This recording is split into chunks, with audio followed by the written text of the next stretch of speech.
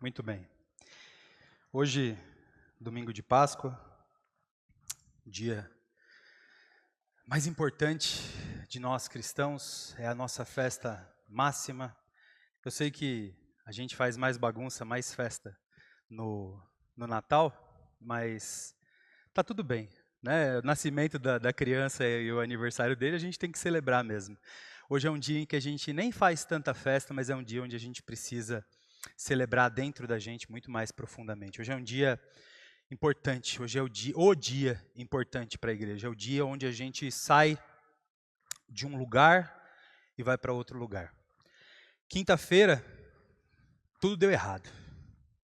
Sexta-feira, Satanás fez festa.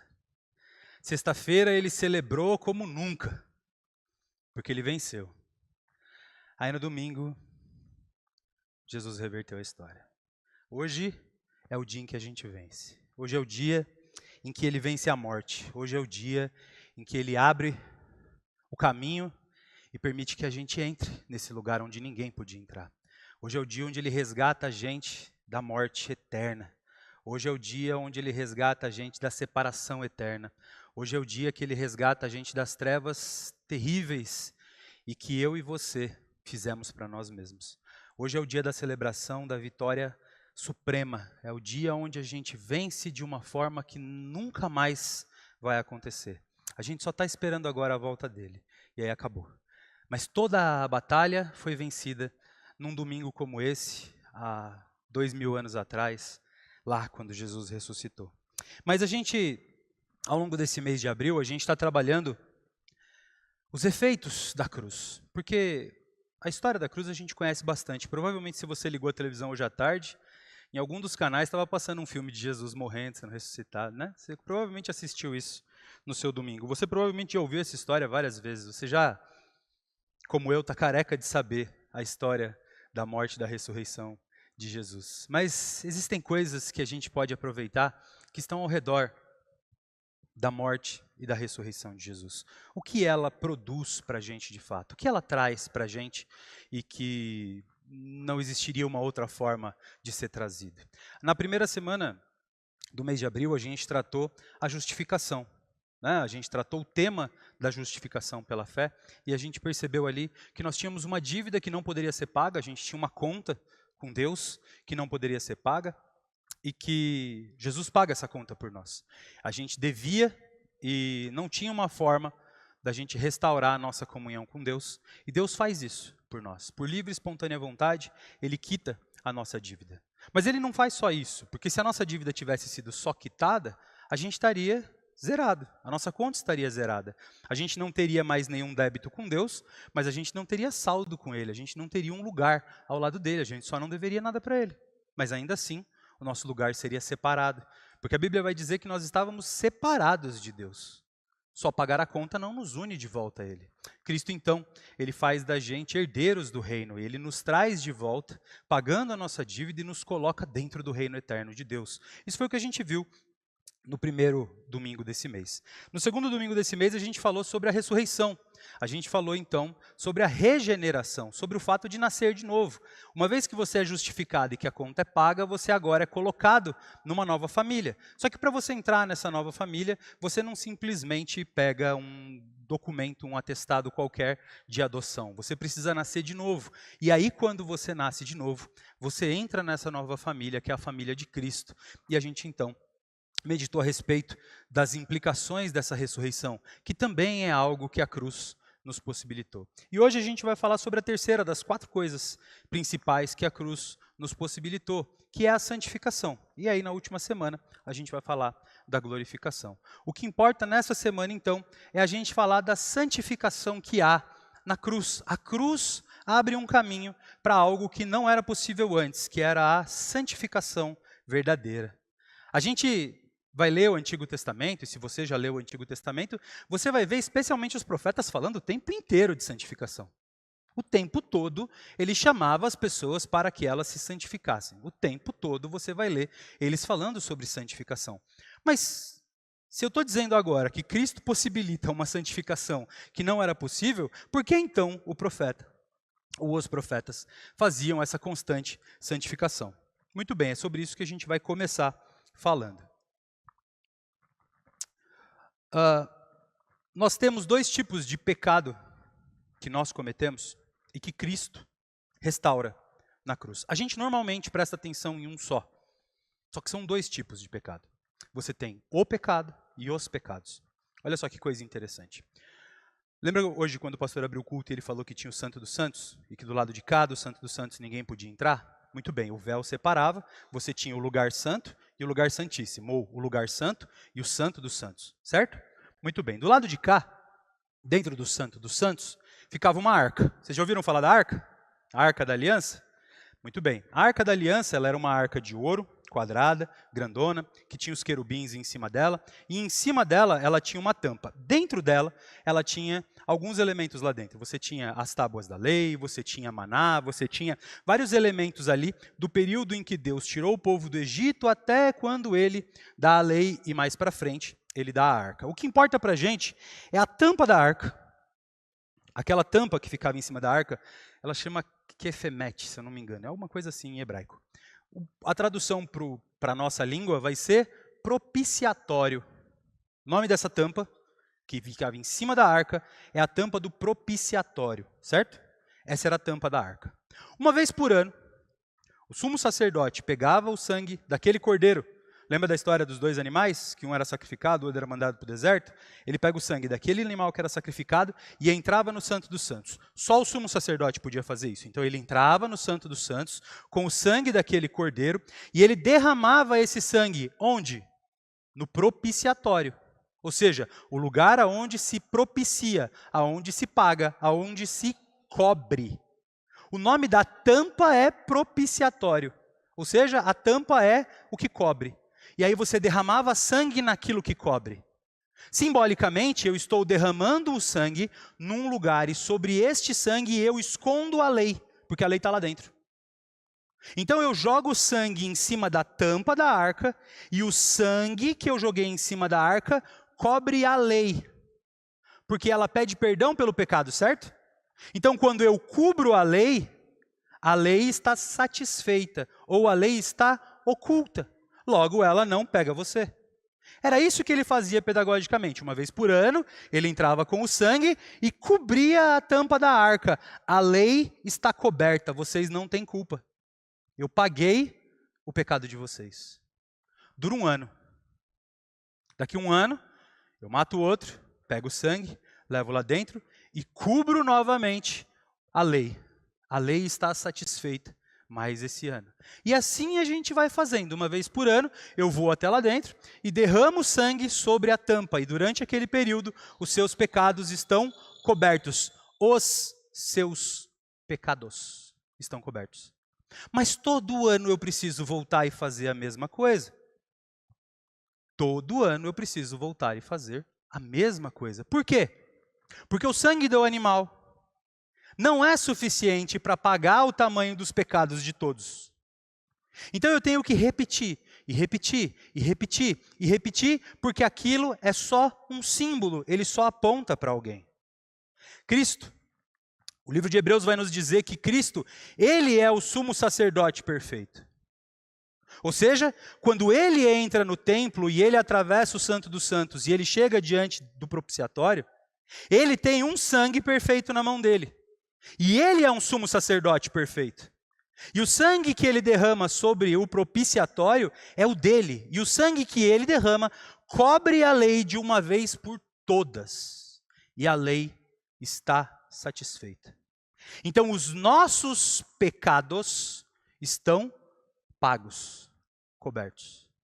Esse é o primeiro símbolo que a gente tem da morte de Cristo. E é o que a gente costuma entender. A gente vai ler na palavra de Deus que ele morre pelos nossos pecados, e a gente vai entender então que ele faz esse ato de entrar no Santo dos Santos e cobre os pecados de maneira definitiva. Muito bem?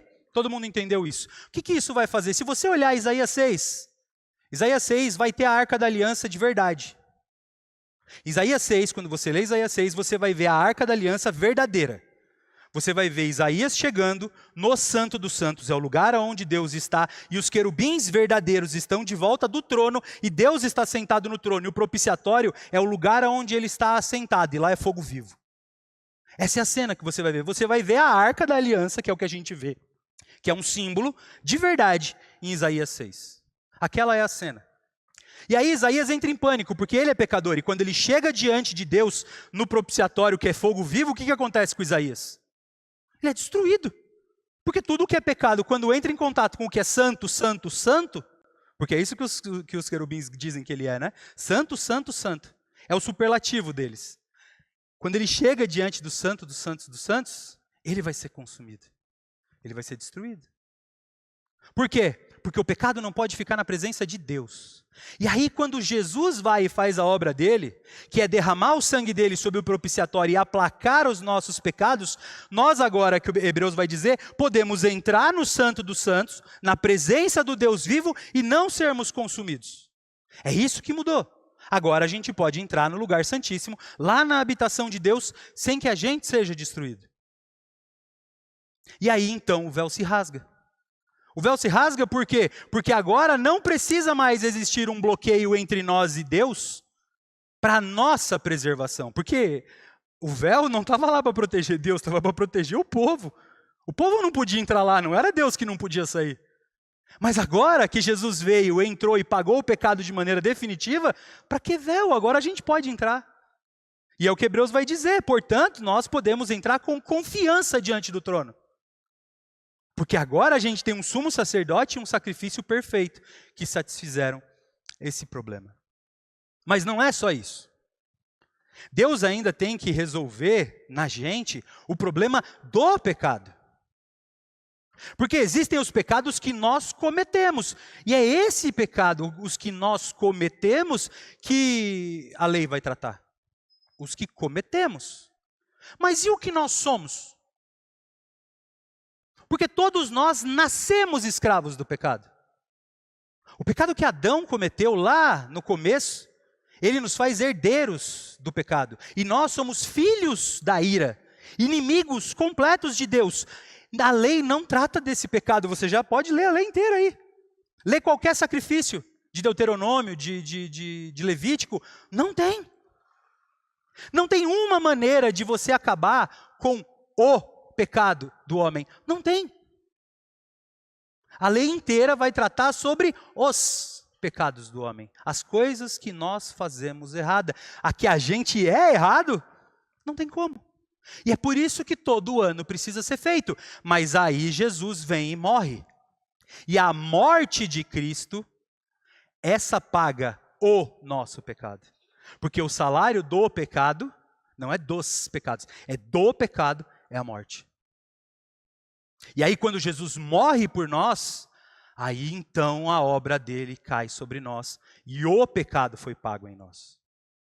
Agora sim, não temos mais os pecados, mas também não temos o pecado.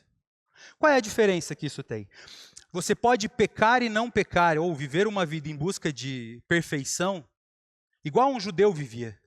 E eventualmente você vai ter que pagar pelos seus pecados. E ainda que você passasse uma vida inteira rigorosamente pagando pelos seus pecados, levando sangue até o propiciatório e derramando sobre ele, ainda assim, no final da tua vida você ainda teria um pecado para lidar e esse pecado você não tem como pagar. O pecado, o que você é, não tem como pagar. E aí Jesus vem e resolve esse problema. A morte de Cristo paga o pecado. E agora você não é mais inimigo de Deus, você agora é um amigo de Deus. Mas qual é a consequência prática que isso acontece? Qual é a diferença disso na sua vida? A diferença disso na sua vida é que agora que você já não é mais inimigo de Deus, é que agora que o seu pecado foi pago e os seus pecados foram pagos, agora você é capaz de viver uma nova vida, regenerado, nascido de novo. Nascido de novo do quê? Para quê? A Bíblia vai dizer que nós nascemos de novo da água e do Espírito. Mas o que muda? Muda o que está em Romanos 6, a gente vai ler do versículo 1 até o versículo 14. Romanos 6, versículo 1 até o versículo 14.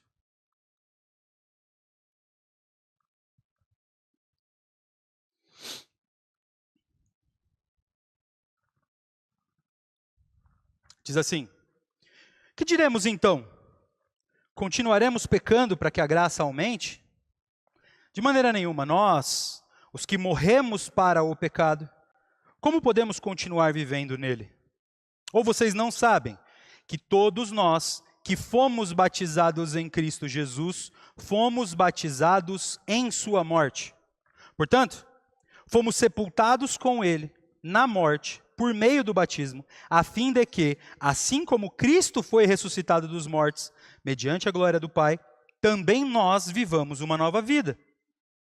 Se dessa forma fomos unidos a ele na semelhança de sua morte, certamente seremos na semelhança da sua ressurreição.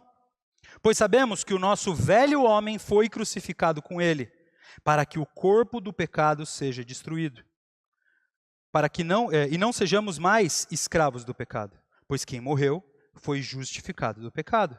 Ora, se morremos com Cristo, cremos que também com ele viveremos, pois sabemos que, tendo sido ressuscitado dos mortos, Cristo não pode morrer outra vez. A morte não tem mais domínio sobre ele, porque morrendo, ele morreu para o pecado de uma vez por todas, mas vivendo, vive para Deus. Da mesma forma, considerem-se mortos para o pecado, mas vivos para Deus em Cristo Jesus. Portanto, não permitam que o pecado continue dominando os seus corpos mortais, fazendo com que vocês obedeçam aos seus desejos. Não ofereçam os membros dos seus corpos aos pecados como instrumento de injustiça. Antes, ofereçam-se a Deus como quem voltou da morte para a vida, e ofereçam os membros dos seus corpos a Ele, como instrumentos da justiça, pois o pecado não os dominará, porque vocês não estão debaixo da lei, mas debaixo da graça. Vamos orar?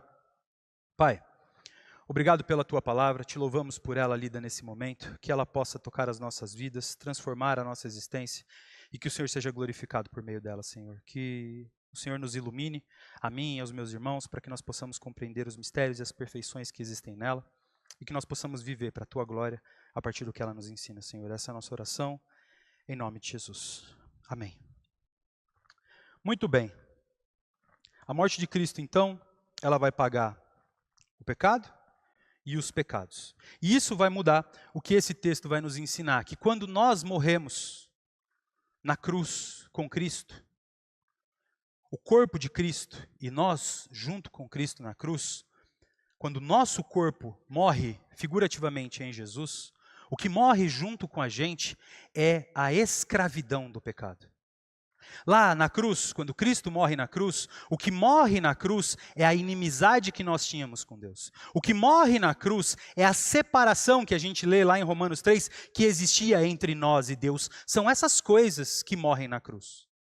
Você agora, diferente do judeu, que vivia a vida inteira dele pagando pelos pecados e vivendo uma vida na tentativa de ser correto, e mesmo assim continuava com uma dívida do pecado para pagar e uma inimizade eterna com Deus, você, quando Cristo morre na cruz, deixa de ser escravo do pecado. Porque o pecado tinha uma nota promissória em seu nome, que só poderia ser paga com a tua vida. Quando Cristo morre na cruz, essa nota promissória é arrancada da mão dele, e agora você não é mais escravo do pecado. O que isso significa? Isso em teologia é um assunto complicadíssimo, tá? Eu estou tentando simplificar, mas ele é muito complicado. Ele tem uns termos em latim para explicar esses estados aqui, mas eu vou tentar traduzir da maneira mais simples. Olha só, Adão quando nasce, ele pode não pecar. É isso? Me ajuda aí se eu esquecer. Pode não pecar. Não, errei. Adão, quando nasce, ele pode pecar. Adão pode pecar. Por quê? Porque ele não tem pecado. Mas ele tem a escolha de pecar. E ele faz esse uso. Ele peca. E quando ele peca, ele passa a ser um homem que não pode não pecar. A partir do momento em que ele escolhe pecar, ele muda o estado dele para um estado que é o não pode não pecar. Agora ele perdeu a escolha e o tempo todo ele peca, ele não tem escolha. Ele se tornou escravo do pecado. A escravidão do pecado na minha vida e na sua vida é não pode não pecar. Se você escolher agora, eu não vou pecar, você não pode. Porque você é escravo do pecado. Entendeu? Adão fez isso. Adão saiu de um estado onde ele podia pecar e podia não pecar. E se tornou escravo do pecado. Ele não pode não pecar. Agora, quando a gente encontra Jesus, e Jesus morre por você, e ele te justifica e ele te regenera, quando você nasce de novo, ele toma da tua mão a escravidão do pecado. E agora você ganha um terceiro estado, que não é nem o primeiro, pode pecar, nem o segundo, que é o não pode não pecar. Você agora ganha o pode não pecar. Entendeu a diferença? Adão, antes de pecar, podia pecar, mas podia escolher não pecar nunca. Aí ele cai, ele se torna escravo do pecado. É igualzinho o mundo inteiro. Não pode não pecar. Você era assim antes de você aceitar Jesus. Não pode não pecar. Você vai pecar o tempo todo. Tudo que você faz vai ser pecado. Porque você é escravo do pecado. E aí você é resgatado por Jesus e colocado na família de Deus. Agora então você ganha um novo estado, que é o pode não pecar. E aí quando Jesus voltar, ele vai arrancar o pecado do mundo. E destruir definitivamente o pecado. E aí o seu último estado vai ser o não pode pecar. Sacou? Porque quando Jesus destruiu o pecado do mundo, você não pode mais pecar, não existe mais o pecado. Então esses são os 4 estados do homem. O pode pecar, o não pode não pecar e o não pode pecar. É assim que funciona na teologia, isso é complicadíssimo. Bom, o que importa pra gente é que hoje eu e você não somos mais escravos do pecado. Então agora a gente não vive mais, não pode não pecar. Você não tem mais essa vida. Agora na sua vida você pode não pecar. E isso nos leva a uma conclusão muito interessante quando a gente fala de santificação. Porque quando você entende que o sacrifício de Jesus resgata você da morte e das trevas, tira você da escravidão do pecado e coloca você na família de Deus e te dá o poder de não pecar, isso vai mudar alguma coisa dentro de você. Porque a partir de agora, você já não é mais o mendigo, que está completamente sujo, imundo em cada pedaço seu. E aí tanto faz se eu jogar mais um pecado em você. Você nem vai ver, porque está tão sujo que não faz diferença. Quando você é resgatado das trevas e do pecado, e você é colocado na maravilhosa luz, no grupo dos salvos, lá na família de Deus, você é lavado pelo sangue do Cordeiro e você é transformado em vestes limpas. Você é purificado. E agora, qualquer mínimo pecado dá para enxergar. Entende? A nossa relação, quando nós somos salvos da escravidão do pecado, e quando nós somos salvos de uma vida onde a gente não pode não pecar, para uma nova vida onde nós somos santos e limpos de todo o pecado, é de que agora você consegue enxergar o pecado que há em você. E cada vez que você pecar, vai ficar evidente para você e para o mundo o tamanho do pecado. Precisa te incomodar, como uma mancha incomoda na tua roupa. Essa é a mudança de paradigma que você tem quando você deixa de ser escravo do pecado. O escravo do pecado, ele é sujo, não importa quantas vezes ele vá até o propiciatório e sacrifique sangue, não importa quantas vezes ele vá e se purifique, ele é imundo. Imundo. Tanto faz mais um pecado ou menos um pecado. Você é imundo. Agora, quando você é resgatado por Cristo e transformado para esse novo povo, você é purificado e você recebe novas vestes. E essas novas vestes, elas são limpas, porque elas foram limpas no sangue de Jesus. E agora, qualquer pecado, absolutamente qualquer pecado, é capaz de ser enxergado. E isso é muito interessante na nossa vida cristã diária. Se você parar para pensar, você provavelmente já orou assim, ou você conhece gente que ora assim. Senhor, perdoa os nossos pecados. Senhor, perdoa os meus pecados.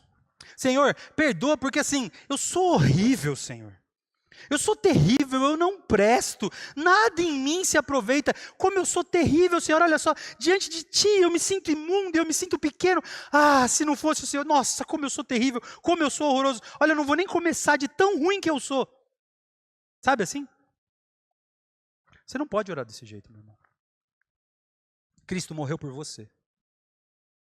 Ele morreu na cruz para te comprar. Ele te arrancou das trevas. Ele te arrancou da lama.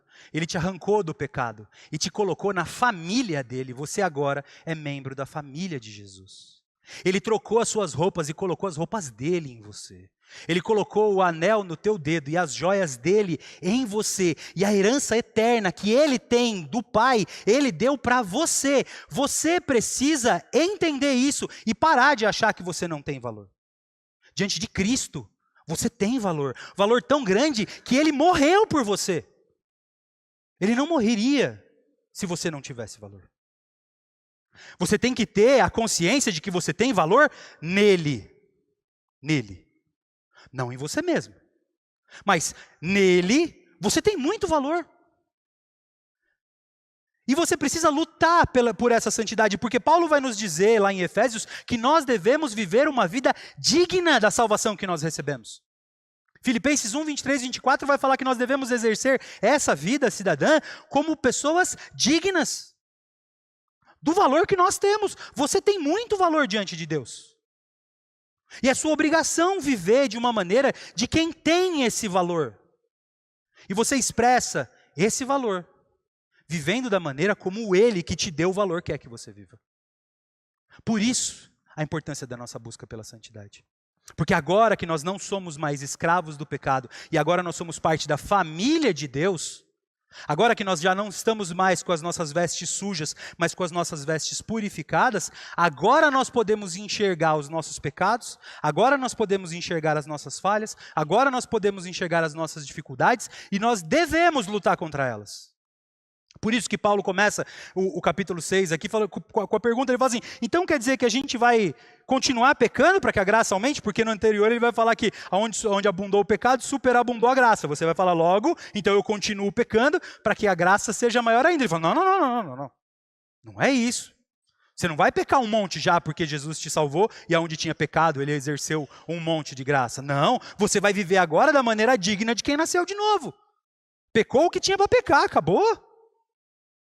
E aí ele vai começar a explicar, ele vai falar assim, olha só, porque se você ainda ama o pecado, e se você se agarra no pecado, e se você vive o pecado, você não pode ter morrido com Cristo. Porque se você morreu com Cristo, junto com você e com Cristo, morreu o pecado. Agora, você não é mais escravo do pecado, mas fica voltando para lá. É como o Sproul fala, ele fala assim, imagina que você está no povo de Israel. E aí Deus te arranca do Egito, abre o mar, e você atravessa. Chega do outro lado, o faraó fala, volta! E você pula na água e sai nadando. Isso é você voltar a pecar. Deus faz um milagre, abre o mar, arranca você da escravidão do pecado, te leva para o outro lado. E aí a hora que você ouve o pecado gritar, você pula na água e nada de volta. Não é nem com o mar aberto. É com dificuldade. Porque o que o Sproul vai dizer é que uma vez que você foi resgatado do pecado e liberto da escravidão, os seus olhos são abertos e você consegue ver o tamanho do pecado e o quanto o pecado é mau. Para você pecar não é mais algo natural, é um esforço. Você já pecou sendo crente? É terrível. Porque você sabe o tamanho do erro que você está cometendo. O Espírito Santo está dentro de você, incomodando em você e falando assim, você sabe que isso aí está errado, né? Você está entendendo que isso aí não presta. Você viu? Você tem certeza que você vai fazer isso? Você tem o tempo todo alguém te incomodando para não fazer. É muito mais difícil pecar agora que você foi salvo. Por quê? Porque o mar fechou e você vai ter que voltar a nada se você quiser voltar a viver no pecado. Você não vai voltar mais andando igual você foi. E é por isso que nós precisamos viver dessa nova maneira. É aprender a ignorar o grito do faraó. É parar de dar atenção para aquilo que a gente vivia do lado de lá do mar. Porque a obra de Jesus fecha o mar para ficar difícil voltar para o pecado mesmo. Ele te arrancou de lá e te colocou do lado oposto do mar para que você não queira voltar para ele. para que seja difícil voltar para Ele, para que você tenha um mar inteiro para te dar forças para resistir. Às vezes você vai dar umas 2 braçadas. Às vezes você vai tentar entrar na água. Mas você não pode insistir nessa natação. É isso que Paulo vai nos falar aqui no começo. Ele fala assim, olha só. Nós que morremos para o pecado, como podemos continuar vivendo nele? Não dá para a gente viver assim. Nós fomos batizados em Jesus Cristo. Fomos batizados na sua morte. É isso que acontece quando a gente entra na água. Morremos. Para quê que nós morremos? Para ressuscitarmos. Mas se a gente morreu com Cristo lá, se nasceu de novo livre da opressão do pecado, para que voltar para Ele? Você vai voltar para morrer para Jesus, para nascer de novo para o pecado outra vez? Não faz sentido. Isso não faz o menor sentido. Então a gente precisa se agarrar na ideia da morte de Cristo que paga os nossos pecados, para entender que agora, essa nossa natureza nova, essa natureza que nasceu de novo, esse homem que nasceu de novo da água e do Espírito, ele tem uma nova natureza, e essa nova natureza é a natureza que pode não pecar. E isso é muito importante para você. Eu sei o quanto você está batalhando na sua cabeça nesse momento para entender que você pode não pecar, porque você está olhando diante da sua vida e falando, mas é impossível. A quantidade de vezes que eu peco, acredite em mim, você pode não pecar. Ah, então quer dizer que eu vou poder passar a minha vida inteira sem nunca mais pecar? Eu não estou dizendo isso. A chamada à santidade, ela não é uma chamada à perfeição. Ela é uma chamada à liberdade da escravidão. Olha só, Pedro é o melhor exemplo de pecador. O melhor exemplo de pecador que existe é Pedro. Porque Pedro está tomando a ceia com o Senhor, e ele fala assim, mas mesmo que todo mundo te negue, eu não vou te negar. Pedro, antes do galo cantar 3 vezes, você vai me negar. Não vou. Não vou. Claro que eu não vou. Onde já se viu, eu morro por você, mas eu não nego. Tá bom, então. A gente já se vê daqui umas horinhas. Toca 3 vezes. O galo canta. Ele negou. Ele pecou. O que ele faz? Chora, se arrepende, se humilha, se quebranta. Ele se acaba. Eu não acredito que eu fiz isso. É isso, você pecou. E aí a hora que Jesus chega para ele, ele fica com aquela cara assim. Pedro, tu me ama? Amo. Você sabe. Você me ama, Pedro? Ah, você sabe. Pedro, tu me ama? Amo. Então vai apacentar minhas ovelhas. Sim, senhor. E volta a trabalhar. Pedro é assim. A gente tem que pecar, se formos pecar, igualzinho Pedro. É sem querer. É um tropeço. É uma falha. É uma fraqueza da tua alma. Você errou. Mas com a mesma velocidade que você tropeça, você levanta. Porque você corre de volta para Cristo. E a hora que Cristo apareceu, ele não fugiu de Jesus. Ele foi na direção. É assim que a gente peca. O cara que não é mais escravo do pecado, quando pecar? Quando pecar? João vai falar disso. Ele fala, filhinhos, escrevo essas coisas para vocês, para que vocês não pequem. Mas, se vocês pecarem, vocês têm socorro. Você entende? Nós fomos libertos do pecado para não pecarmos. Mas se pecarmos, precisamos correr na direção de Jesus, não contra Ele.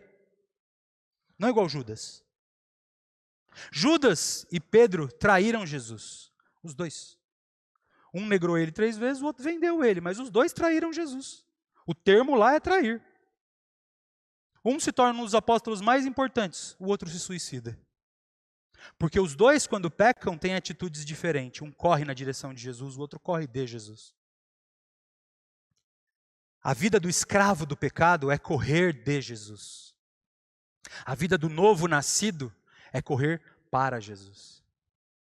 Para Ele. É assim que a gente vai viver. É assim que a gente deve viver nessa nova vida. A gente tem que entender que a gente pode viver uma vida sem pecado. A gente pode viver uma vida livre do pecado. Mas quando pecarmos, correr na direção de Jesus. Você pode viver essa vida livre do pecado? Sim. O que você não pode viver é uma vida sem tentações. E você precisa aprender a diferenciar tentações de pecado. Alguém pisa no teu pé e aquilo vem até aqui. Isso é a tentação. Se você falar, pecou. Entende? Se o filho faz uma arte, vem te enche. Agora eu vou explodir. Então, essa é a tentação. Se você deixar estourar, é o pecado. Passa a mulher bonita, você viu que ela é bonita. Se você seguir com o olho, é o pecado. A tentação vai passar. O pecado é dar a vazão à tentação. Agora, se você repreende, isso é santificação.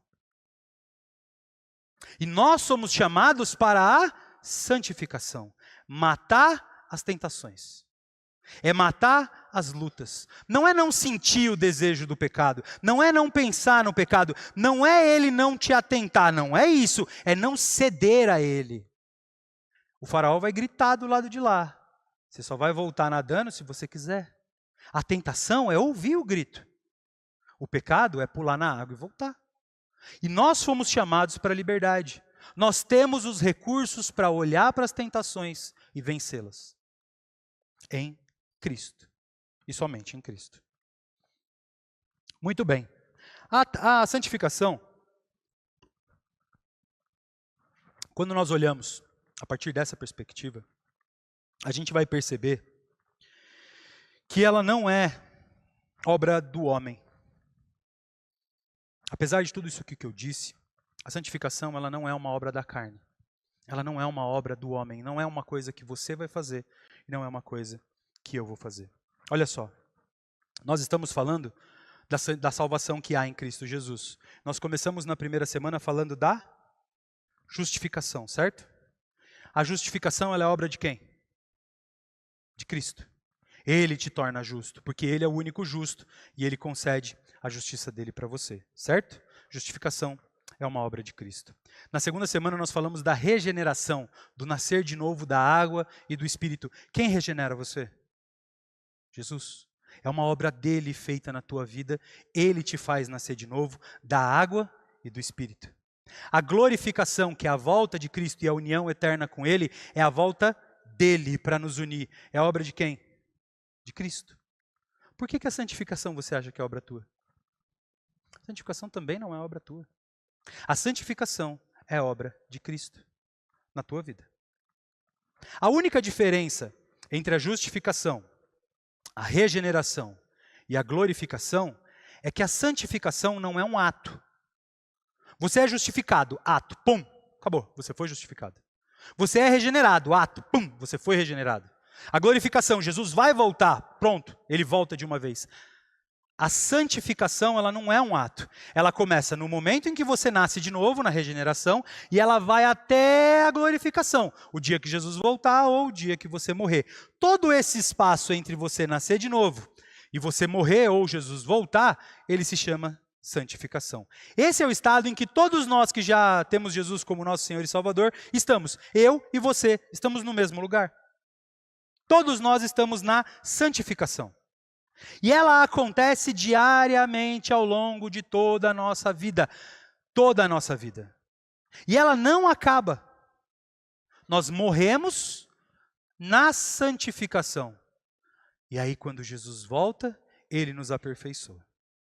Então, quando você entende que o processo da santificação, a única diferença entre a justificação, a única diferença entre a regeneração, que é o novo nascimento, e a glorificação, que é a volta de Jesus, é que essa daqui, a santificação, ela é constante, ela é um caminho a ser percorrido, ela não é um ato.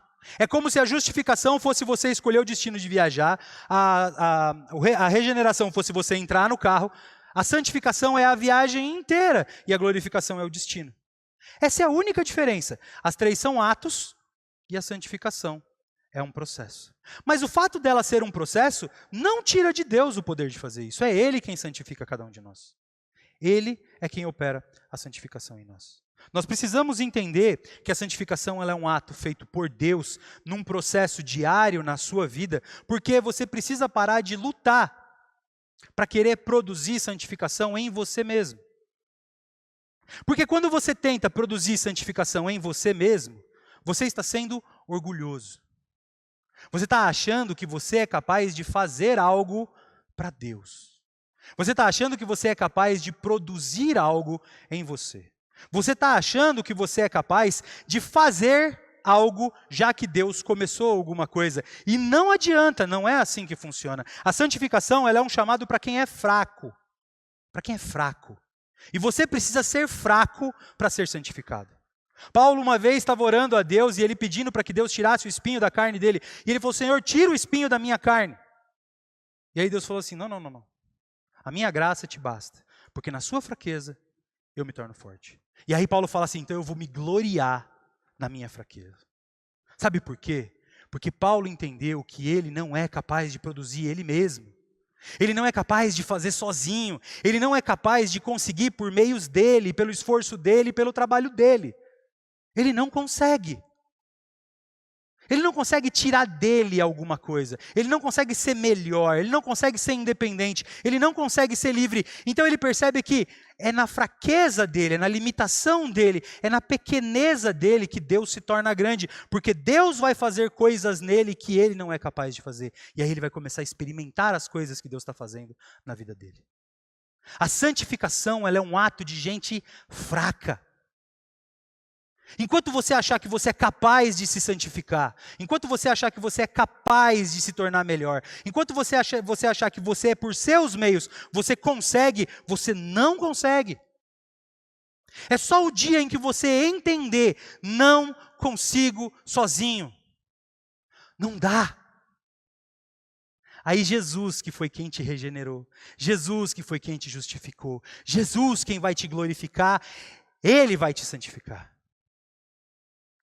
Você tem papel nisso? Tem. Correr para Ele. Buscar Ele. Ir na direção dEle.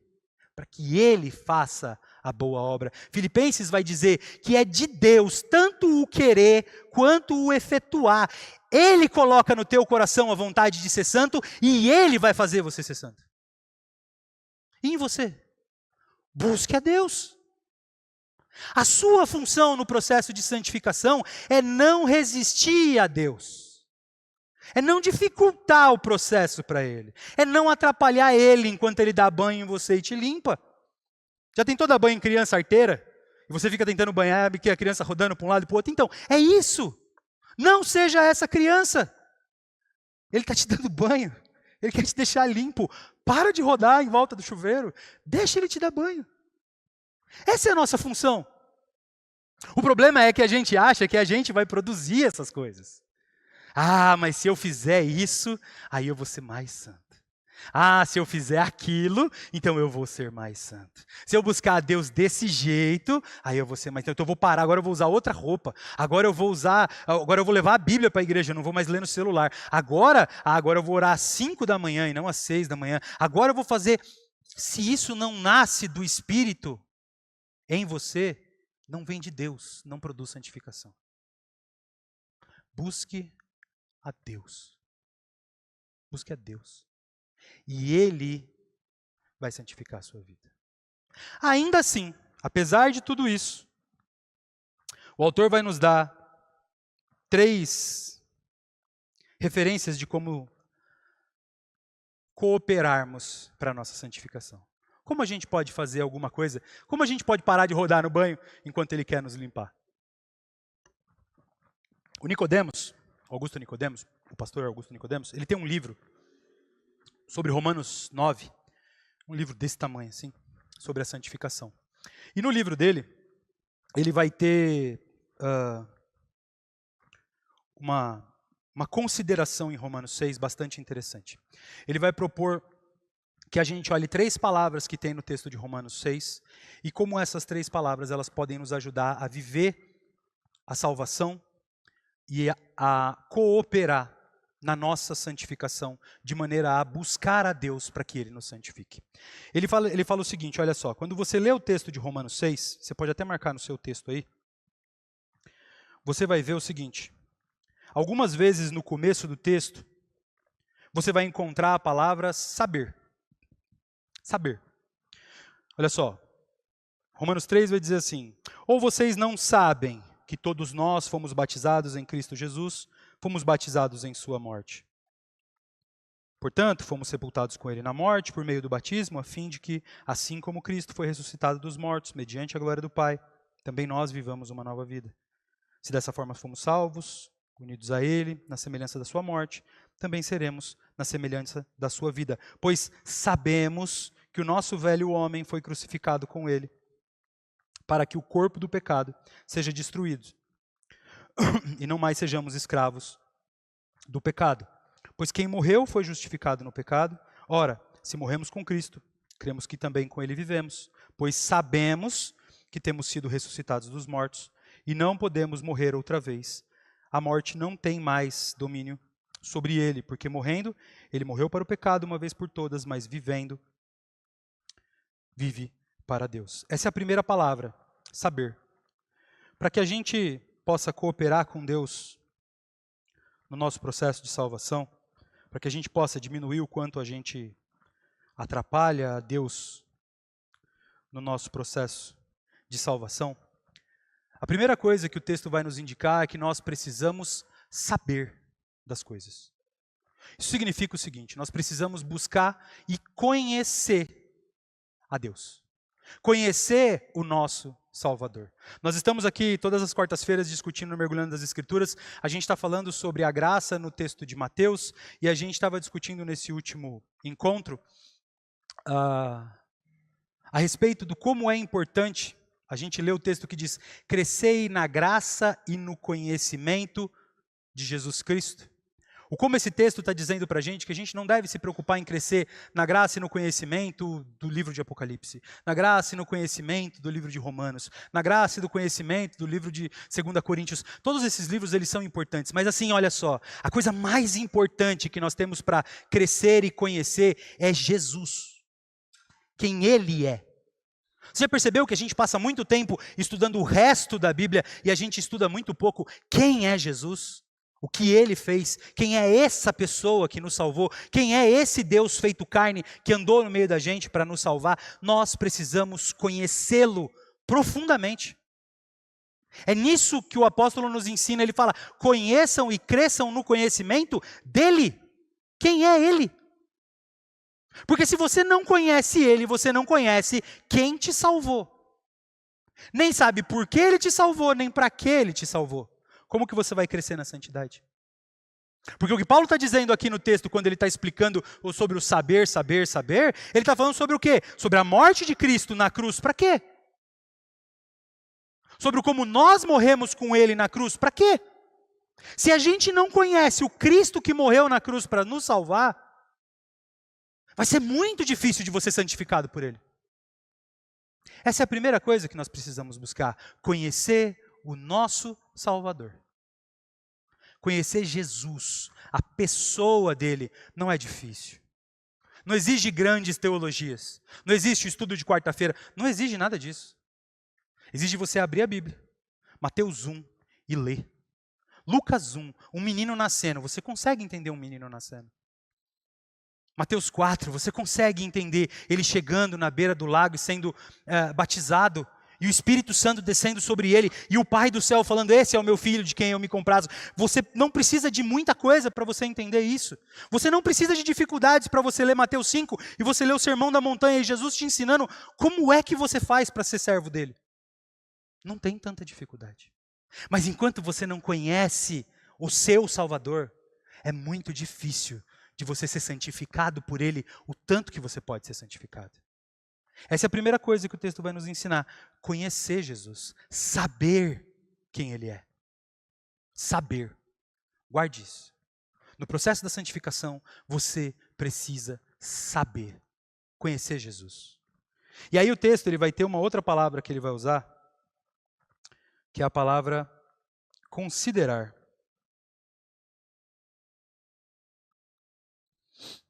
Aqui no versículo 11, ele diz assim: da mesma forma, considerem-se mortos para o pecado, mas vivos para Deus em Cristo Jesus.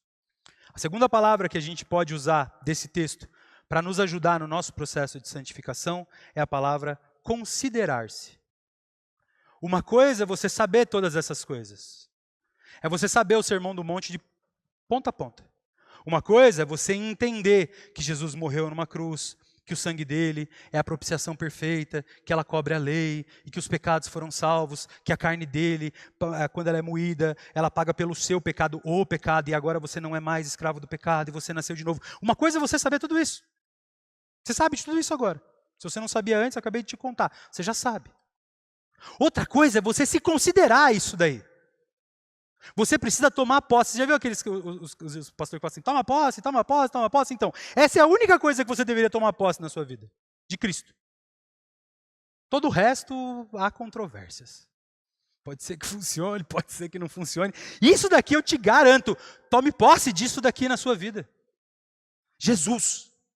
Tome posse dele na tua vida.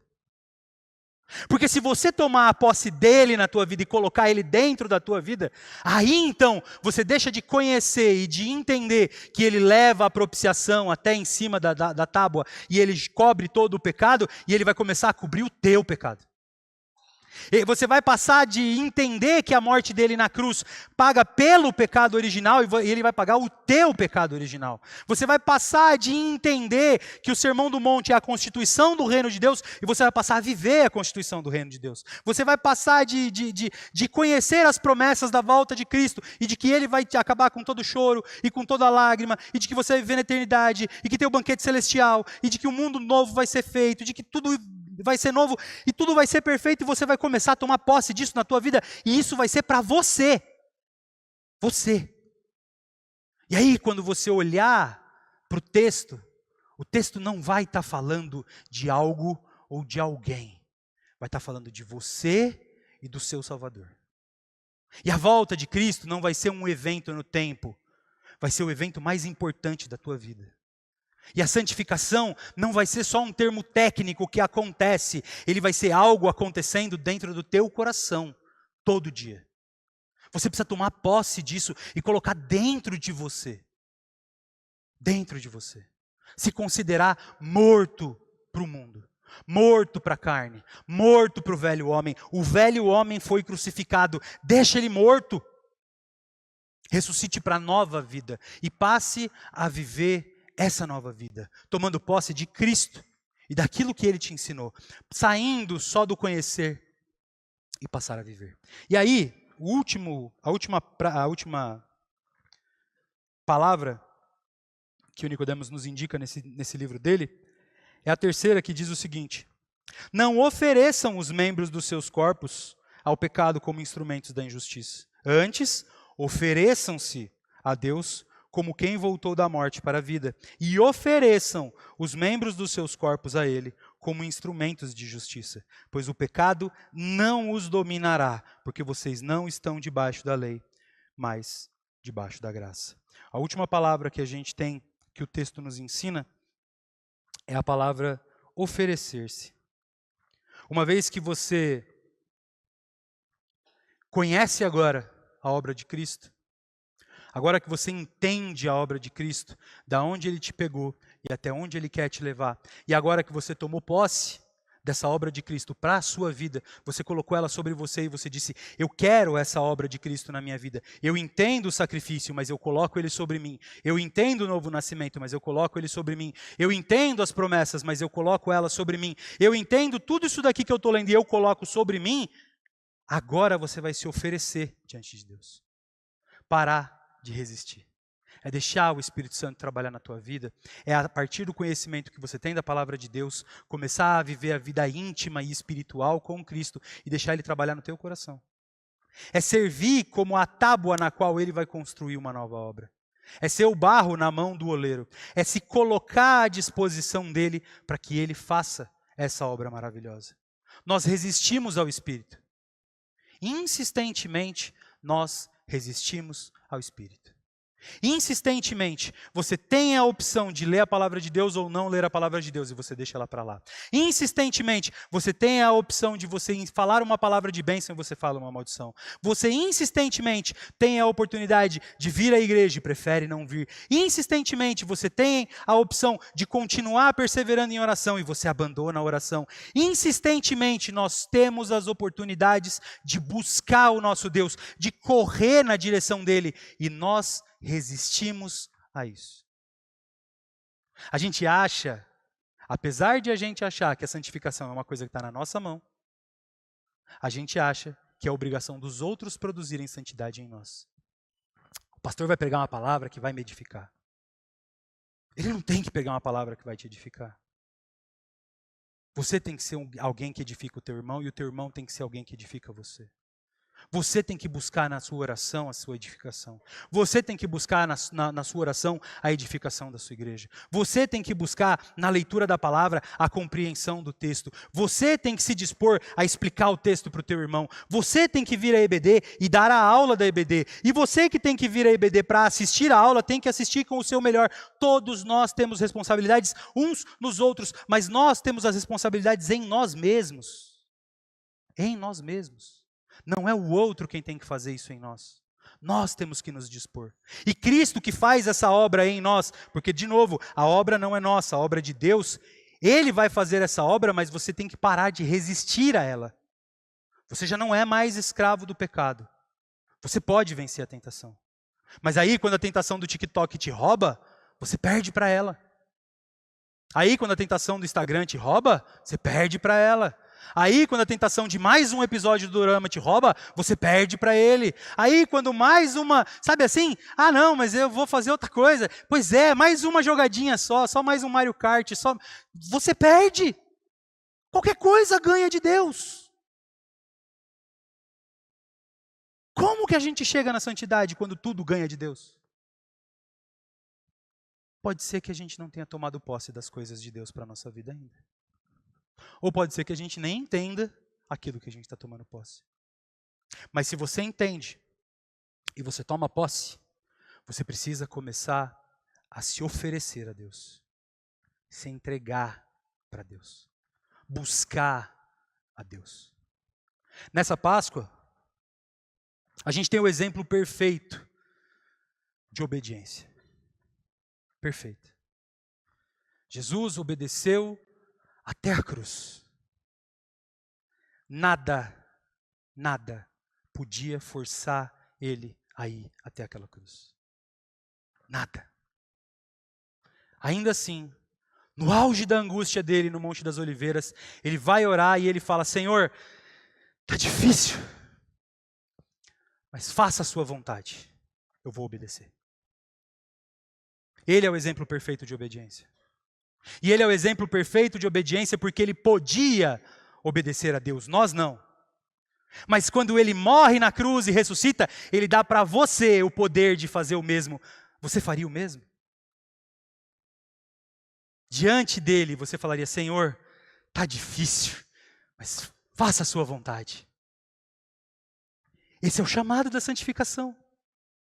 É cada vez que você se confrontar com algo que está difícil, olhar para Deus e falar: Senhor, faça a tua vontade. Parece bem simples. É só viver sua vida. E cada vez que você for confrontado com a tentação, você faz igualzinho Jesus no Monte das Oliveiras. Faça a sua vontade, Pai. A parte mais difícil dessa história é que Deus te deu o poder de fazer isso em Cristo. A gente não tem desculpa. A gente não tem mais uma desculpa. E na Páscoa, nessa festa, nessa celebração que nós temos da ressurreição de Cristo, a gente precisa tomar com seriedade esse poder. Porque é esse poder de obedecer a Deus que é o poder que Ele fala que Ele nos deu de sermos chamados filhos de Deus. É o mesmo poder. O poder de ser chamado filho de Deus é o poder de obedecer a Deus. Nós agora temos o poder e o privilégio de obedecer a Deus. Mas pode parecer difícil, pode parecer que isso que eu estou falando é muito pesado e muito complicado, mas não é. Se você parar e voltar lá no saber e for ler quem é Jesus e a obra dele e o tamanho das maravilhas que ele está te prometendo, quando você tomar posse dessas coisas e colocar elas sobre você, o seu maior desejo vai ser obedecer a Jesus. Talvez nessa Páscoa o chamado seja a conheça Jesus. Conheça Jesus. Às vezes a gente está muito preocupado em praticar obras de santidade, em manifestar obras de santidade. Eu quero apresentar os meus dons. Eu quero profetizar. Eu quero falar em línguas. Eu quero fazer isso. Eu quero fazer aquilo. Eu quero salvar o mundo. Eu quero. E se você só conhecer Jesus? Porque Coríntio, a igreja de Corinto, estava cheia de dons. Estava cheia de poder. Mas foi a igreja mais repreendida por Jesus. Talvez a gente devesse só conhecer Jesus. Que essa Páscoa traga para a gente essa certeza de que a santidade, ela vai acontecer. Não se preocupa com isso. Se preocupa em conhecer Jesus. E aí, conforme você for conhecendo Jesus, vai tomando posse daquilo que Ele promete. Vai olhando o texto e colocando você ali. Olha Marta, e não lê Marta, lê Rafael. Lê Maria, e não lê Maria. Lê você, lê seu nome. Olha lá Lázaro sendo ressuscitado e coloca você lá sendo ressuscitado. Olha lá o Sermão do Monte e senta lá no monte para ouvir o sermão. Conhece Jesus. Anda com Ele. Anda com Ele. Entende as promessas que Ele está te fazendo. Entende as maravilhas que Ele está te chamando. Entende a perfeição do plano dEle para a tua vida. E aí começa a tomar posse dessas coisas. Colocar dentro de você o desejo de andar mais com Ele. O desejo de conhecer mais Ele. O desejo de estar mais perto dEle. O desejo de ouvir mais Ele falar. O desejo de conversar mais com Ele. O desejo de ter segredos com Ele. O desejo de partilhar os seus segredos com Ele. O desejo de imitar e parecer com Ele. E aí, naturalmente, você vai vendo que você está cada vez mais parecido com Ele e menos parecido com você mesmo. Assim que é a santificação.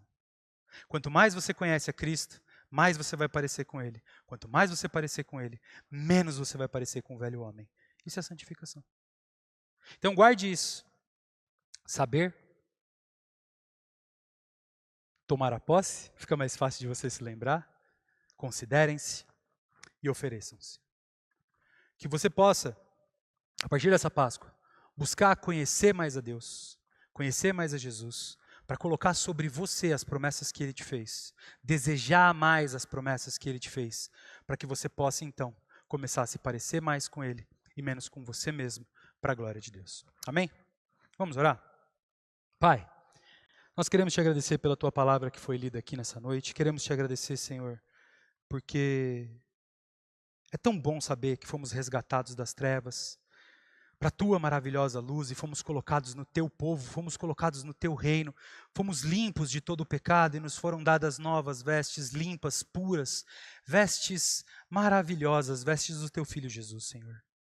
Ajuda-nos, Senhor, nessa nova vida, livres da escravidão do pecado, que nós possamos a cada dia nos livrar da influência que o pecado tem em nós. Que nós possamos a cada dia gostar menos dele. Desejar menos Ele, ter menos amizade com Ele e mais amizade com o Seu Filho Jesus. Que nós possamos a cada dia conhecê-lo melhor, entender melhor a Sua obra, entender melhor a Sua pessoa, entender melhor, Pai, o tamanho da salvação que Ele fez, que nós não conseguimos nem arranhar a compreensão. Ajuda-nos, Senhor, a entender o tamanho da salvação que há em Jesus, para que a gente possa viver da maneira que agrada ao Teu Filho Jesus. Que nós possamos, Senhor, imitá-lo, que nós possamos parecer com Ele, até o ponto em que a gente já não saiba mais quem somos nós e quem é Cristo em nós. Esse é o nosso desejo.